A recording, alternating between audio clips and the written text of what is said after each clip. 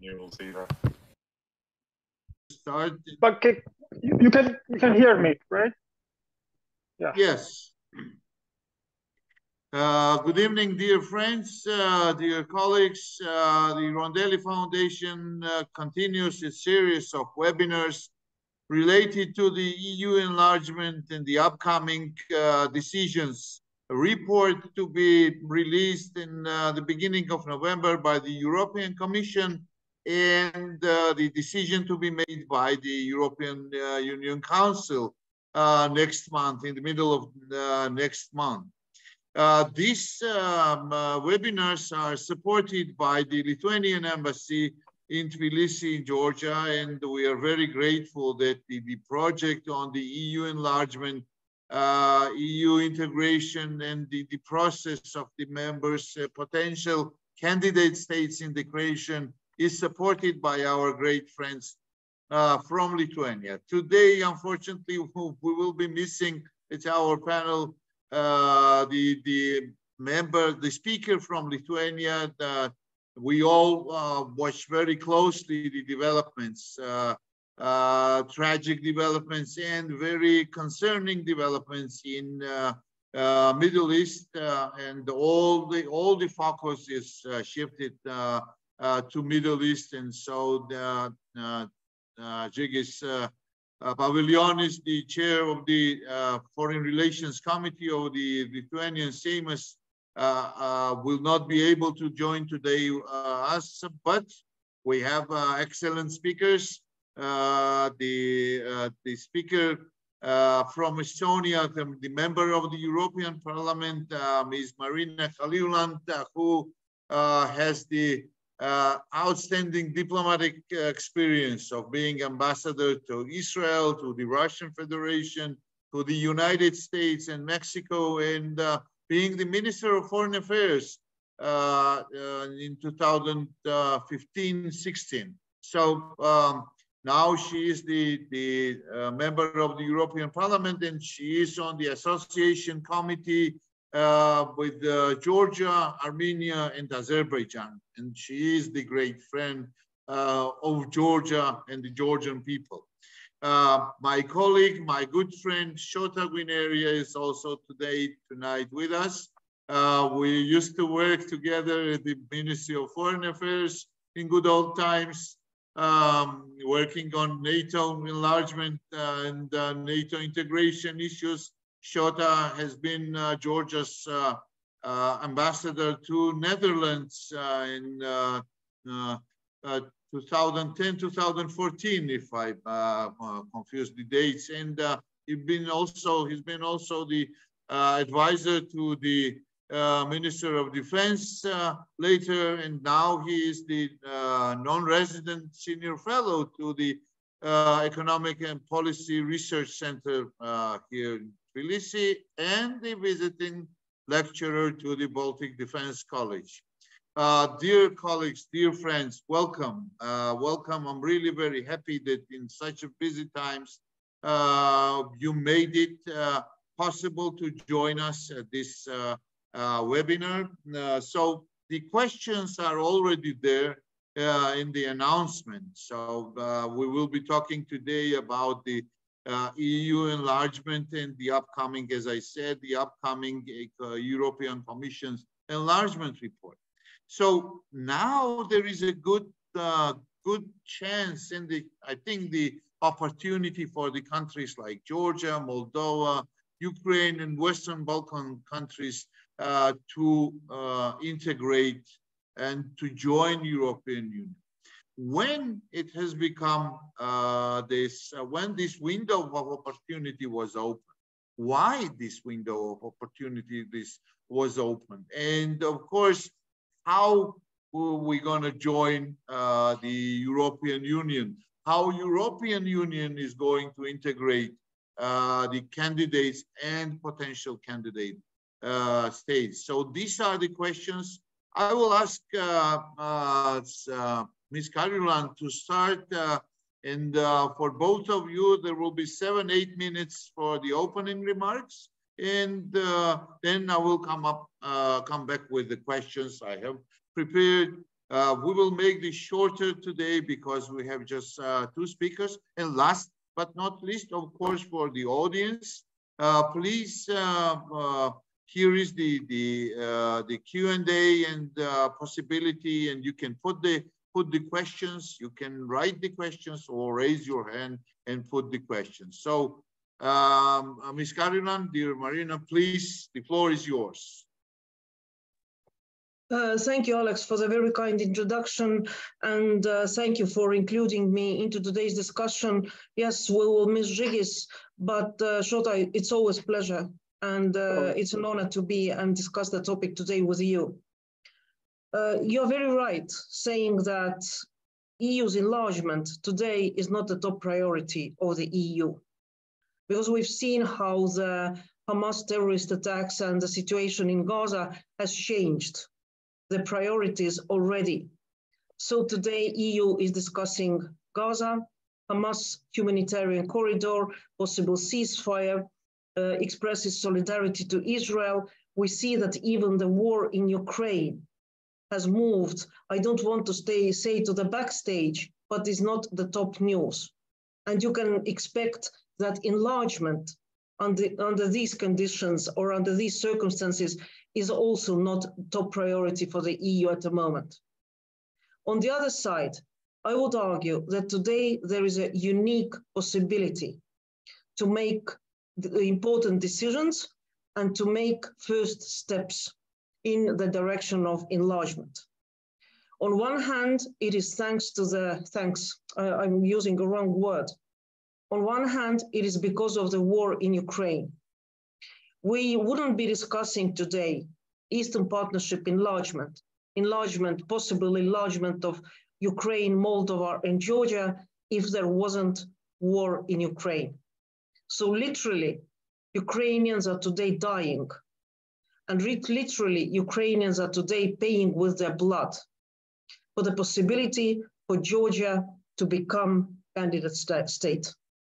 This is a window of opportunity that might close at some point. I'm not a magician, I can't predict the future, but my only concern is what I always try to repeat when I talk to Georgian opposition, Georgian politicians, Georgians, is that you please take advantage of the window of opportunity.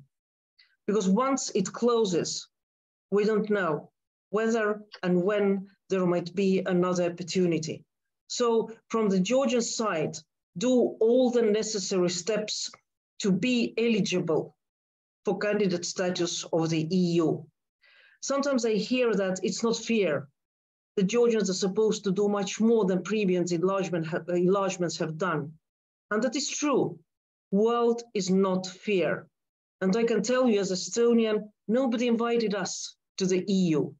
It was our political decision to be members of the club, because for us, it was the only way to be an independent state and to be in partnership with like-minded democratic countries. And I see that today for Georgia, it is the same case. Majority of your population, vast majority of your population wants closer integration with the EU. And this should be the main objective of your government, of your parliament, of your nation authorities, to lead your people through the reforms closer to the EU. From the EU's perspective, I think that the present timing is ready for starting at least discussing enlargement. Let me remind you, some 4 or 5 years ago, we were hearing voices in the EU that EU will not enlarge in the foreseeable future. I would argue that today that has changed. The EU understands that to have enlargement, EU has to change. EU has to do the reforms within the EU, and EU has to start also accession negotiations with some of the countries who are eligible and who fulfill the criteria. We have discussions in the European Parliament about enlarged EU. Recently, there was the paper published by French and German academia and experts on the possible enlargement with different scenarios, how the future Commission or other institutions, including the European Parliament, should work in the case of enlargement. And these are all positive signs. It means that the discussion on enlargement at the moment is timely, is topical, and is happening in the EU. And this is a big thing. Now, as to the conditions, yes, we all know the Copenhagen criteria. I'm not going to repeat it here. We know the 12 priorities that have been put on the table by Commission concretely concerning Georgia. I'm not going to repeat those. What I want to underline is that in the end, it is a political decision. It's a political decision on granting candidate status. It's a political decision to start accession negotiations. And if you remember, it wasn't easy to give candidate status to Ukraine, although they were at war. It took months before Commission was ready to say, yes, we grant candidate status. And if you remember the decision, then Georgia was uncoupled from the rest of the Ukraine and Moldova package, if I might put that way. So I see the aim of Georgia in the coming years is to become again part of the successful EU Eastern Partnership trio, be together regionally with Ukraine and Moldova. Is it realistic? I'm afraid that with every day, less and less. Because as I said, it's a political decision, and read the documents that are being published. The 12 conditions, but I listened very carefully to Ursula von der Leyen when she had her State of the Union speech less than months ago in the European Parliament. When she had her first State of the Union speech at the beginning of our mandate, she even didn't mention Eastern Partnership. This time she mentioned, but she mentioned again Ukraine, Moldova. In one package, said that it's not an exactly quote, but in principle acknowledging the need for starting accession negotiations will belong and take time, but the need for them. And then there was a separate sentence on Georgia, saying something about Georgia's people's right to be part of Europe. These political signals are very clear and are very strong, that Georgia today is lagging behind if we compare with Ukraine and Moldova. Is it objective if we look at the criteria? I'm not such an expert on the acquis communautaire or the legislation to make it clear. For years, Georgia was front runner. But what I'd like to underline once again, it is a political decision. You need 27 countries in consensus deciding on candidate status or in consensus deciding on starting negotiations. You need friends more than ever before. But unfortunately, I would argue that Georgia is losing friends in Brussels because the acts starting from Georgian Dream leaving the Charles Michel moderated agreement, there are several steps that are just not understood here in Brussels. Being it president's impeachment, being it flights from Russia to Tbilisi, being it the process of the law on foreign agents, all these steps raise questions in Brussels. Why a country that wants to be member of the EU is doing things like that? And my final point, EU is following very closely foreign policy of the countries who want to be aligned with the EU. And when we look at the recent alignment with foreign policy decisions, then unfortunately it's decreasing in Georgia. The percentage is about 30% or something about that, but it's not as high as it used to be. And of course it raises questions. How come they want to be part of the club, they want to be part of the EU, and how come they are doing moves, they're making decisions we can't understand, which leave wrong impression, and they're not aligning their foreign policy, which is the policy that is based on the European values, on our principles, and on our understanding how the world should work. So I'll stop here. Thank you. Thank you very much, Marina, for your very straightforward, very strong, and very clear messages to Georgian society, Georgian politicians, and especially to the ruling party. I will come back to you with the questions about the new possible conditions and how the formulating of the decision could proceed in the last days of the European Commission report and release. So I will come back with those questions to you, but now I give the floor to Shota. And Shota, what is your view on this about the how, when, and why should the EU enlarge? And please, floor is yours. Well, thank you very much, Alex, and to Rondelli Foundation for putting this meeting together and inviting me to speak among this distinguished group of people. You know, the advantage of speaking the second, and especially after such a speaker that gives comprehensive and all-inclusive opening remark, you can always say, I agree with everything, you know, and then you can just sign to whatever was said, which is the case now. So I will try to give a little bit broader perspective of how I see these three big questions, and then let's get into the discussion about those details that you just mentioned now. So starting from the question why, of course, this window of opportunity that was mentioned by Minister Kaljurand, I just want to explain this. Just call me Marina. Okay, good, thanks. Marina, yeah, you mentioned the window of opportunity. I just want to explain it in a simple language. What does that mean in this particular case? You know, my country, Georgia, it has always been somehow going against the tide. You know, but Georgia was for years and decades the only country that was pro-European, pro-Western, pro-NATO, pro-US. The only country in the region that was really fighting and going forward with the values and interests of the, let's say, those Western countries and institutions for years. And we have been punished for that. We have been taking punches for that from the original player, Russia, that was not happy about that. And then guess what? We were waiting for this window of opportunity for all that time. That's why we were doing the sacrifice. We were risking, you know, and we were investing a lot of energy, money, manpower into this direction of going against the tide and being a real, you know, pro-European, pro-democracy force in the region.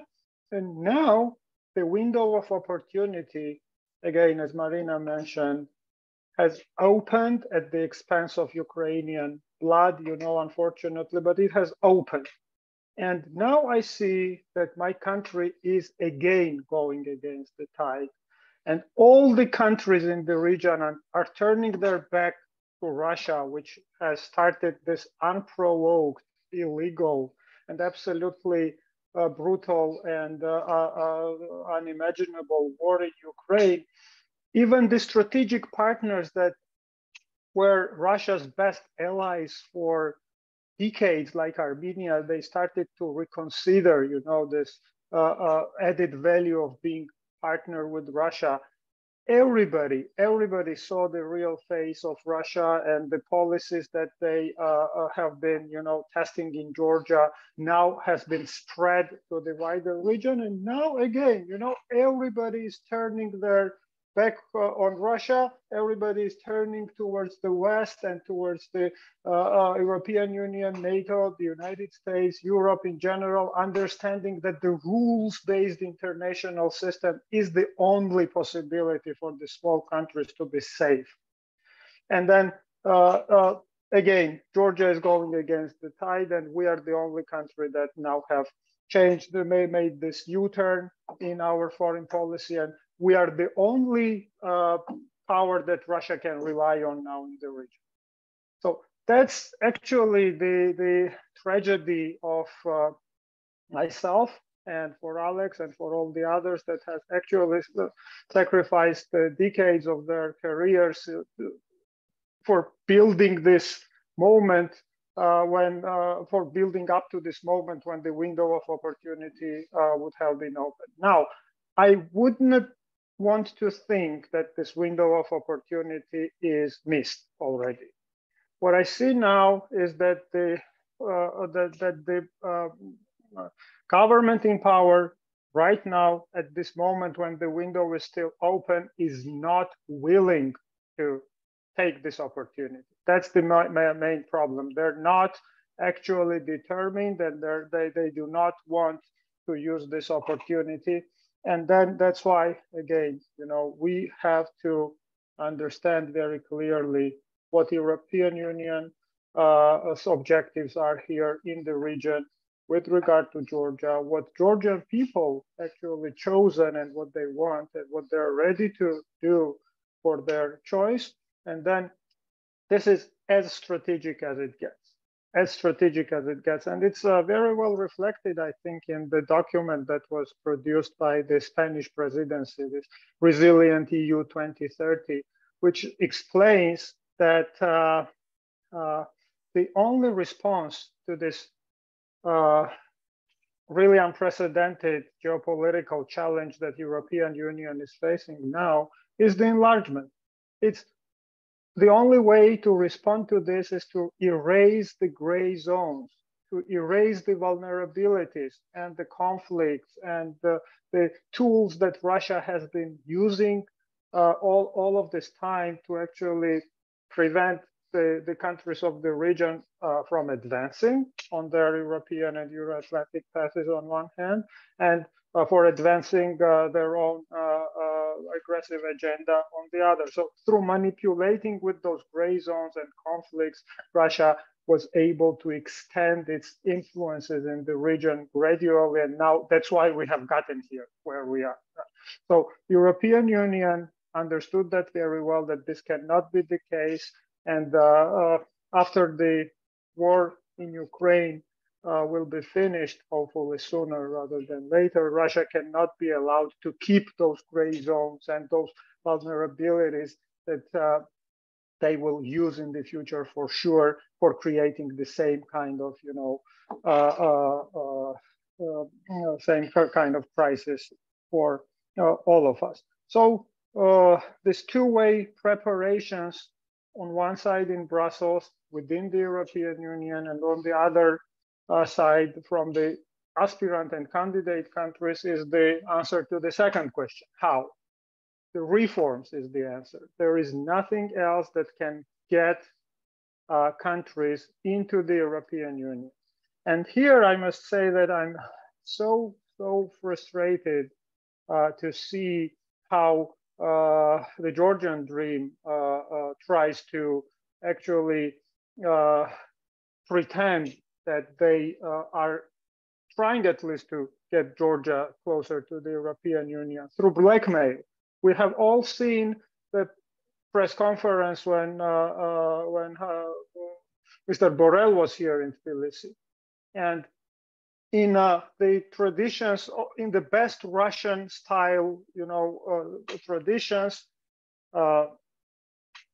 when everybody knows that there is really a lot still to be done to fulfill those 12 recommendations, we're hearing from the Georgian authorities that no, we have actually fulfilled all the criteria.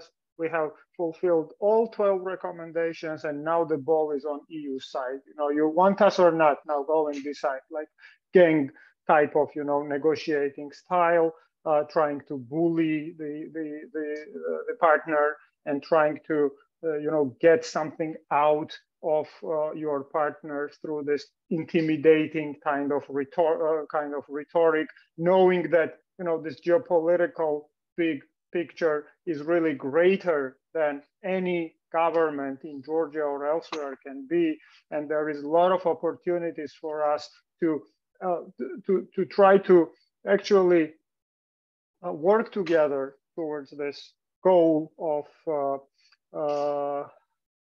further enlargement of European Union. But we see that the tactics in Tbilisi is different. And I'm absolutely sure that this bargain and the blackmail cannot get us there. So the only way is the reform, because we have an example with Belarus, right? The bargain and the blackmail cannot get you into the EU. It can actually get you to where Belarus is. And we have an example of that. And I hope that both people in Tbilisi, Georgia, and decision makers in Brussels will learn the lessons from Belarus. And we will not repeat the same mistakes, neither in Tbilisi nor in Brussels. And we will be able to use this opportunity and do what is in the best interests of Europe, European Union on one hand, and of course, Georgia in the first place. And the last question, when? Well, I wish I really could decide on this, or I had any crystal ball to look into this and tell you when, but I at least hope that it will be soon. It will be this year, because I understand that the window of opportunity cannot be there forever. And it is closing, as was already mentioned. Many things are happening. I cannot imagine the moment when we will be in the position, to focus on one problem at a time. Many things are happening. They're interconnected. They consume attention. They consume resources. And then this window of opportunity for Georgia will be closing slowly, will be smaller and smaller as the time goes by. And I cannot really agree to the argument that, whenever this government will be changed, then we will get the candidate status. So it's not time sensitive. We will not have to worry if we don't get it now. I absolutely do not get this argument on board. And I do think that decoupling from the other two, Moldova and Ukraine, is a generational crime against the interests of Georgia. And I really think that if now the other two will advance to the next step and start accession talks, and we will still be waiting for the candidate status, and there will be 2 steps ahead of us. It will be almost impossible for the 27 countries to sit down in Brussels and agree on technical progress about Georgia to the extent that we will catch up with this process then later on. So I think it's when, I hope now, because later on as the time passes by, I see less and less possibilities and opportunities for for catching up with the other two. And unless it's a group, it will be very difficult for us to achieve our targets and objectives. So that was my, let's say, broader overview of how I see things, about why, how, and when. And I hope there will be some more questions, and I'll have something more to say during the discussion. Thank you. Of course. Thank you very much. Thank you for your insight and for your vision on this important issue. I fully agree with Marina that definitely it is not the topic and the top priority now. And I will get back to the crisis, the war of Israel against the terrorism in Gaza, and of course the war in Ukraine of against Russia's invasion is ongoing, and there are resources are needed. And the focus also is needed on that. But regarding the decision making, I'm not asking you to give the exact wording or the exact decision. I guess what we hear all, it could be on the very last day, what will be written in the European Commission's report. But Shota has mentioned bargaining. I thought he would be mentioning also the one country which is part of European Union and could do this bargaining or blackmailing the entire European Union. I mean, the Prime Minister of Hungary, Viktor Orban, who has a very good relationship with Garibashvili, the Prime Minister of Georgia. He just shook the hand of Garibashvili, and few days after that met with Putin in Beijing. So do you expect that Orban could block the decision on Ukraine's and Moldova's starting accession talks in exchange of Georgia's consent on Georgia's candidate status? That's one question. The second is again going back to the reforms issue. And this is more for Marina. Is there a chance? I saw this paper you have mentioned, and there is the talks about the majority voting system to be adopted, and in case of reformation, because unanimity is the problem for EU. Is becoming a problem for EU, and is creating the obstacles. So do you foresee I saw today in Twitter, you know, that regarding Orban's comparison, making the parallels between Soviet invasion and being the member of the European Union.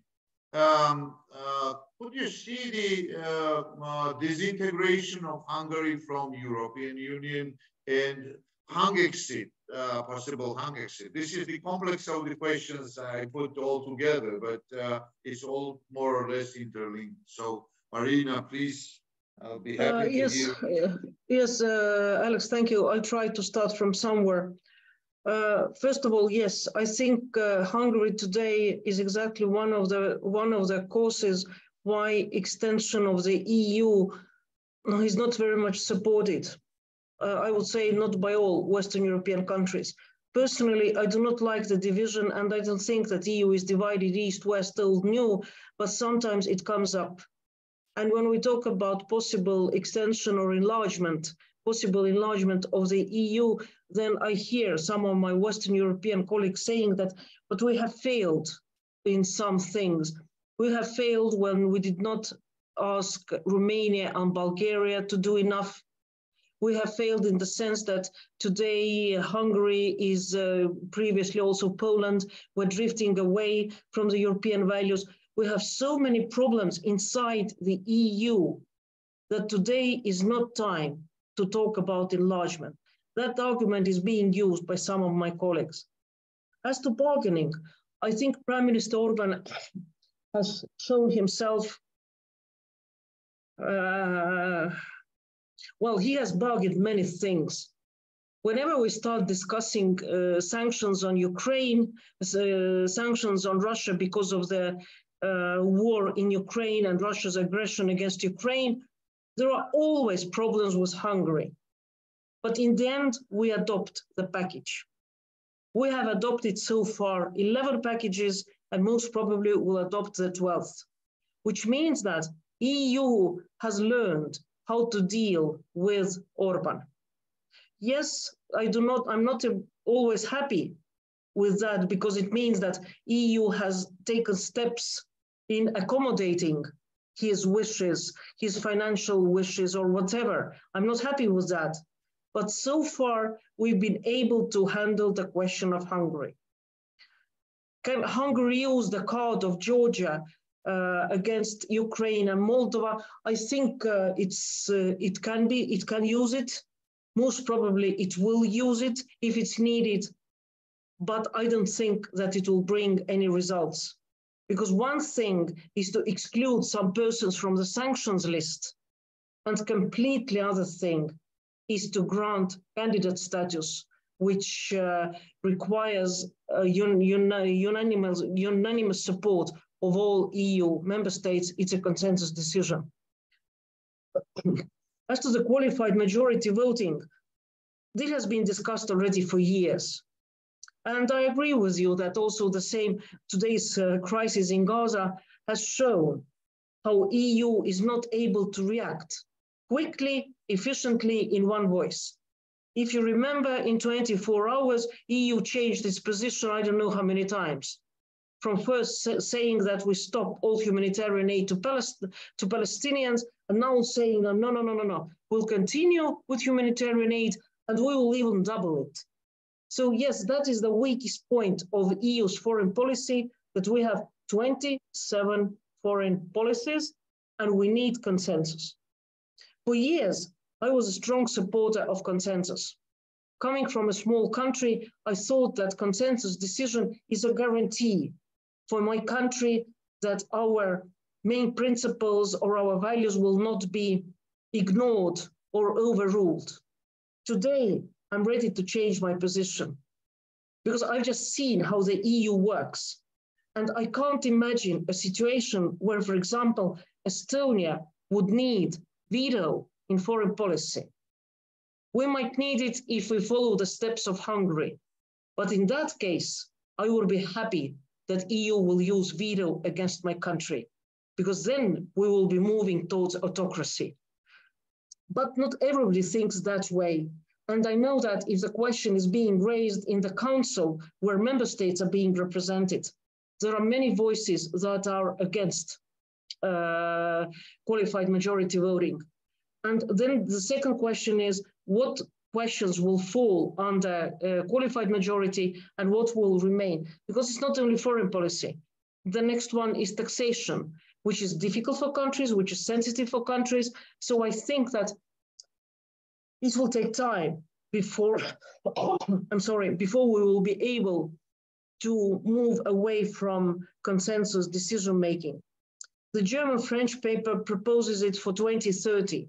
2030 might be realistic, but if you ask it in the consensus, in the time frame of Georgia's possible candidate status being offered this autumn or this winter or next spring, we will not be able to change the principle of consensus making decision by the time. And I think that's right, because it has to be discussed very thoroughly, very seriously. And I also take the question which I saw from the Q&A to name the circumstances that would result the closure of the window of opportunity for Georgia. I'm not in a position to say them. I don't know. It might be losing interest towards enlargement. It might be accepting some countries and seeing that the progress of democratic reforms is not enough. We're wasting our time. There's a possibility that negotiations can start and will continue for years, like with Turkey, without seeing any result. So that there are very many options, and I'm not in a position to name the concrete circumstances. Thank you, and I stop here. Thank you, Marina. You mentioned several times in the very initial remarks and now again about the common foreign policy and the foreign alignment with the foreign policy positions in the European Union. It is 31% of Georgia. It has dropped from 40-something to 31%, when while Ukraine and Moldova is more than 80% of alignment with the European Union's foreign policy. So there are some rumors about the new conditions for Georgia. Could we see the alignment on the foreign policy mandatory in the conditions for improving the alignment in the foreign policy with the European Union in the upcoming enlargement report? Where the alignment with foreign policy is anyway mentioned at all the meetings that take place between the officials in the EU and Georgia. So even if it's not being formulated as a condition, everybody sees that, everybody notices that, and everybody takes into account. We do not expect the alignment process to be, or the percentage be as high as in Ukraine and Moldova, because Georgia has different circumstances. Everybody understands that. But the decline as it's happening today, of course, raises questions. And of course, the EU wants the country that wants to be a candidate to align its foreign policy more and more. And my final remark, I think that I guess the report is more or less ready, because people who are working on the report, they know the 12 recommendations, they know the state of play. Okay, maybe something will be added in the coming days, but in principle. And the 12 the recommendations, they are important. But the most important thing will be the first page of the document that will give a recommendation either to grant candidate status or not. And that will be made on a political level. That will be made by 27. So the substantive work is one thing, but the political decision in the end will bring everything together and will be the final package that will be given to the three countries, Ukraine, Moldova, and Georgia. Thank you, Marina. Shota, please, are you with us? Yes, sure. Yes, please. Okay, I'll start with Orban. Actually, I think it's a very good demonstration of how broken Georgia's foreign policy is, and how broken the messaging of the ruling Georgian Dream Party is. Because on one hand, when Viktor Orban was visiting Tbilisi, we heard from the high officials and party leadership that this visit actually will boost Georgia's EU prospects. And that was how they tried to sell this visit to the population of Georgia that still believes what the government is saying. They said that Viktor Orban is here to help us come closer to our goal of European integration. And you see, next day he went to Moscow, as Alex mentioned. And even worse, today he made a statement that basically his country is under the EU occupation, just exactly the same way as the Soviet occupation was. He made the parallel between EU membership and Soviet occupation, meaning that, you know, EU is trying to impose things that are against the best interests of Hungarians. You see, so this shows that the messaging part of the Georgian dream is not aligned that much with the reality anymore. And on one hand, they see Viktor Orban as their best friend and their aid in the European Union path. But on the other hand, you know, we see him shaking hands with Putin and saying this kind of things about the European Union. Definitely, I would say that to your particular question, Alex, I would not basically think that it is in Orban's friends in Tbilisi's objective to get the candidate status now by the end of the year. So that's why I do not really see the point or purpose or objective why Orban would start bargaining with that in Brussels, because I'm absolutely convinced that if there was any way that Georgian Dream government wanted to achieve the candidate status, we would see different steps by them. And we would see different rhetoric coming from their podiums and microphones. So everything makes me think that they do not want it.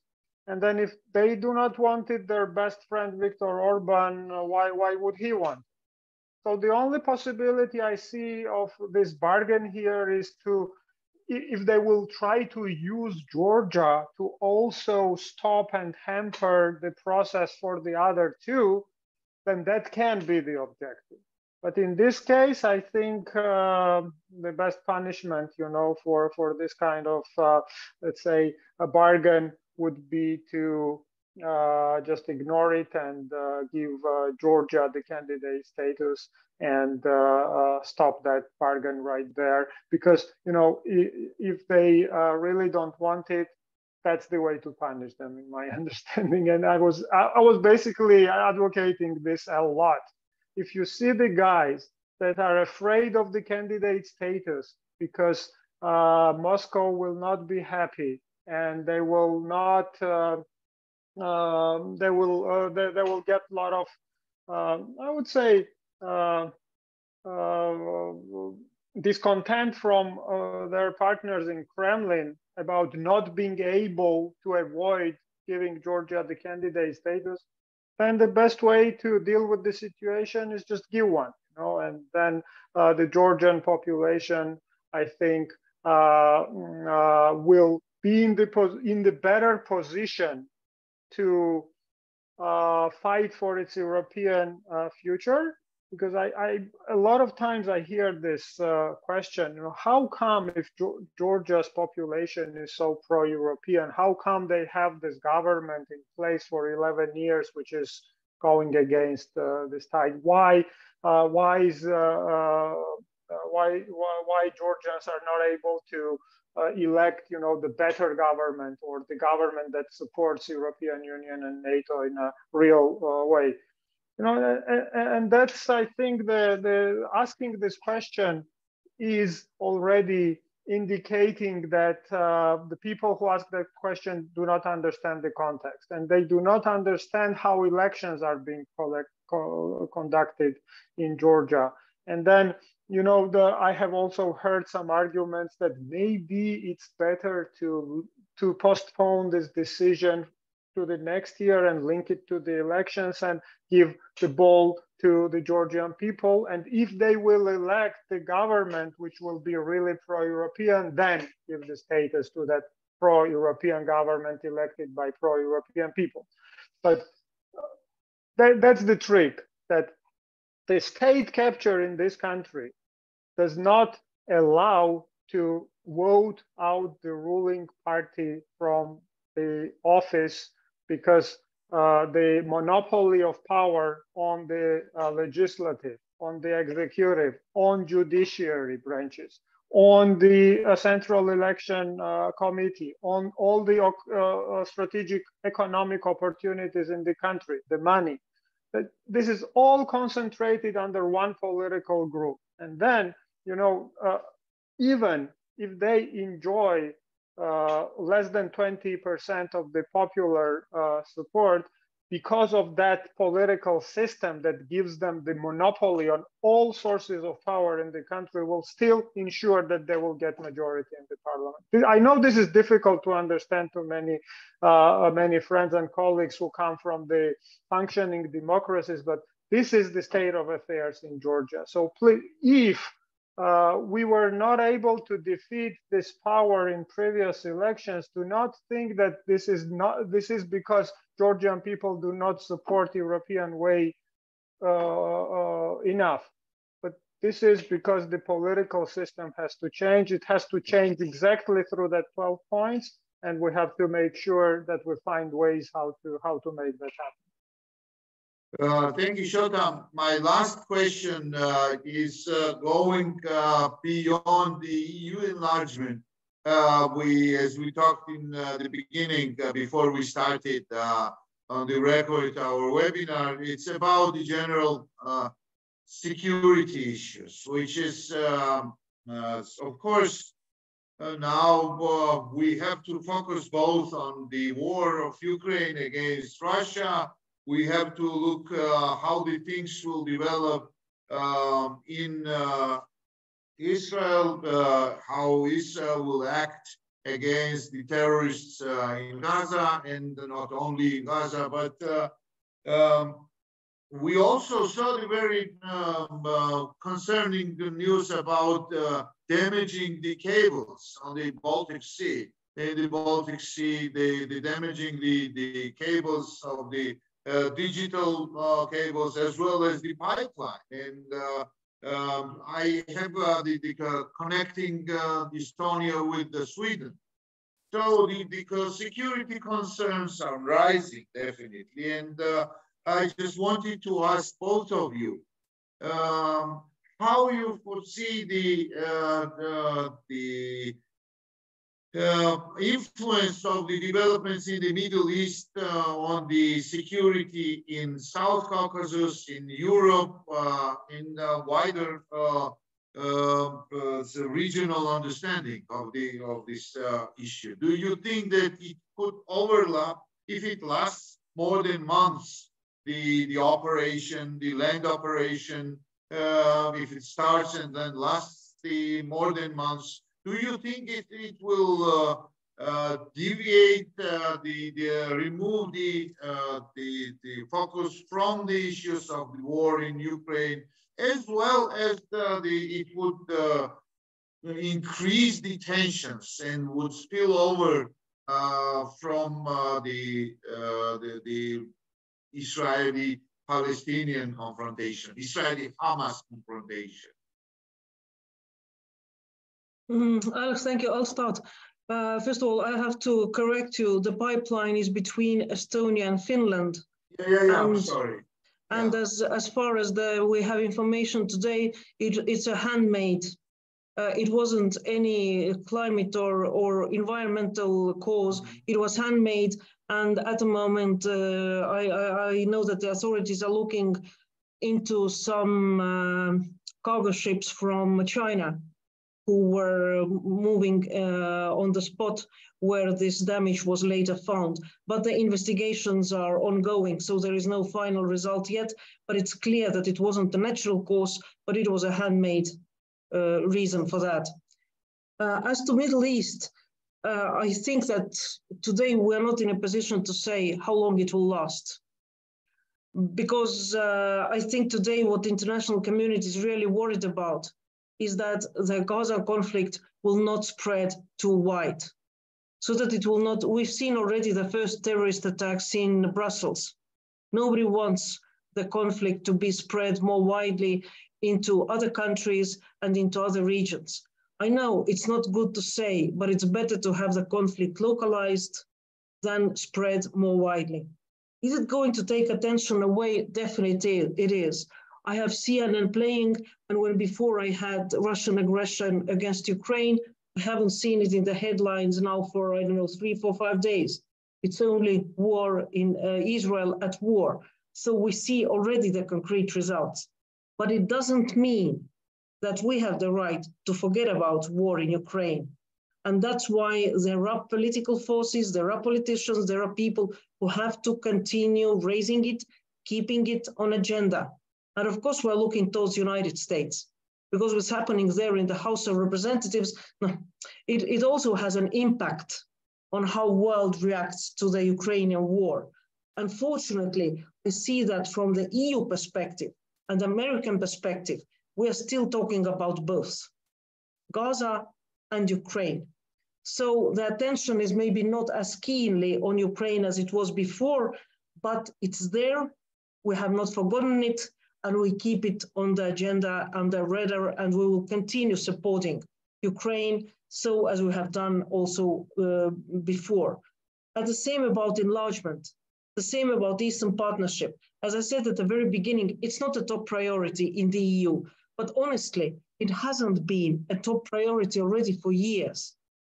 But still, we have been able to keep it on the agenda, we have been able to raise it, and even if you're losing friends in Brussels, as I said, Georgia has many friends in the European Parliament, in the EU institutions who really do care about the wish, about the aspirations of Georgian people. So as long as you continue on democratic reforms, we will support. We will keep it not as a priority, but we will keep it on the table. It will not be forgotten. And I think I can speak on behalf of at least all Estonian members of the European Parliament, because we've gone through what you're going through today. And maybe we understand in the Baltics you much better than some other countries do. And we also feel that we have the moral obligation to support you and to keep you on the agenda as long as you are on your democratic path. And that's your choice. Thank you so much, Marina. Many, many thanks for such a strong message and strong words said tonight. It's very well heard, and I think understood by many, many Georgians who will be able to see this chat. And last but not least, the word to Shota. Shota, what do you think? What is your... Yeah, first of all, I can only confirm what Marina said. Sitting here in Tartu, you know, I feel Estonian support towards Georgia's cause on daily basis, and I see how determined our Estonian friends are to help us through this process, but we need to give them more opportunities for helping us. We need to help them help us a bit better than we're doing it now. I'll start with the question from Radio Free Europe, Nino Gelashvili. And I think that's an easy one. If you are interested in the circumstances that would result the closure of the window, just turn on the Georgia news any day. You know, I think this is the surest way, and the trends that I see in Georgia's politics today, and the way we actually we are treating the whole process is the surest way to make sure that the window of opportunity is wasted and closed.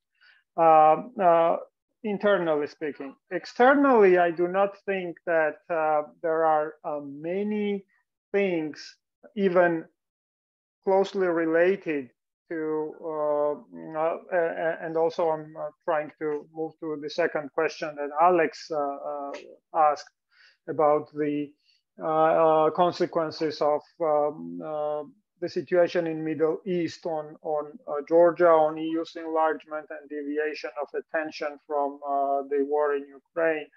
I do think that the security environment in the 21st century has taught us already well enough that there will be no luxury of focusing on one problem and hoping that, you know, other problems will wait until we solve the other one, and then we can turn and focus on the next thing on our to-do list. No, this is the new reality in the strategic environment, that there will be multiple problems. They will be connected, and they will hurt. They will all punch us where it hurts very badly, and they will multiply each other's effect. You know, and then we will have to prioritize our resources based on the actual situation on the ground. This situation now is nothing special from this perspective. Nobody in the European Union or from across the Atlantic will be able to define which problem is the most imminent problem and the worst problem now, Ukraine or Israel, or how do we actually prioritize? What is the criteria of prioritizing those problems? Because they're connected. We see that Russia and Iran are involved in both problems. They are part of the problem. They are the root causes of the problem here and there. And the solutions to the problem is somehow also related to the scarce resources that has been available for us for this kind of security threats and challenges for years and decades, with decreasing budget, especially in the European countries, you know, on defense and security. Now there has been a wake-up call.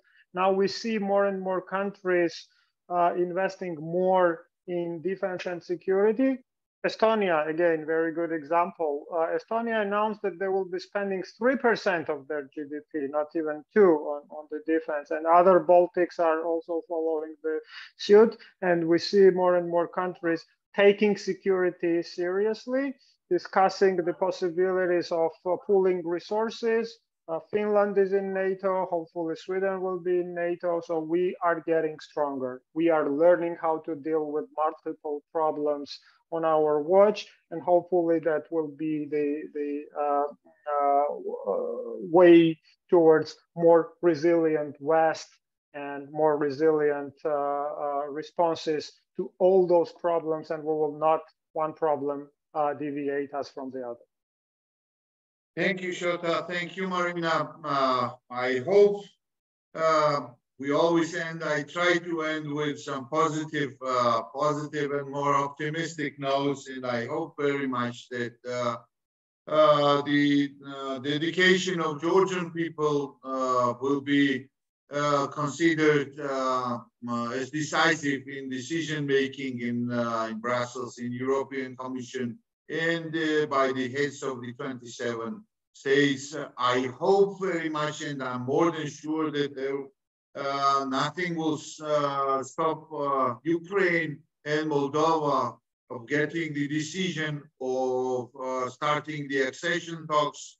Of course, it is important for us not to decouple in, we are, yes, very rightly mentioned, lagging behind, and we do not need the increase of the gap between Georgia on one hand and Moldova and Ukraine on the other.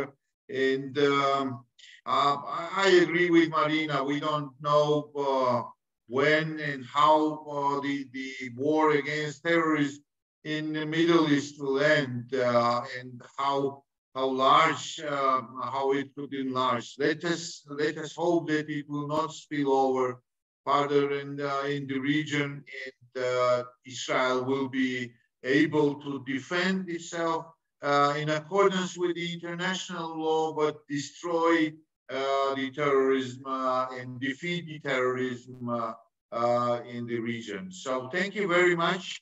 Thank you, Marina. Thank you, Shota, for your time, for your very insightful, very open, and very supportive remarks. And I hope very much to see you soon, virtually or in person.